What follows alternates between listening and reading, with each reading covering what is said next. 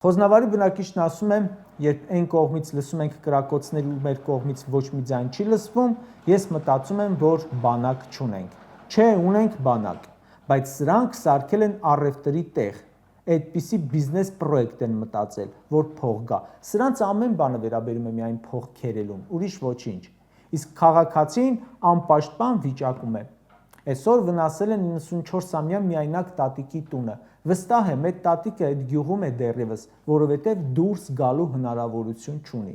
Նիկոլենց պահած անվտանգության պատճառով շուտով սահմանամերձ գյուղերում կմնան մենակ այդ կարգի մարդիկ, ովքեր հնարավորություն չունեն այլ տեղ գնալու։ ԱՄՆ պետքարտուղարի,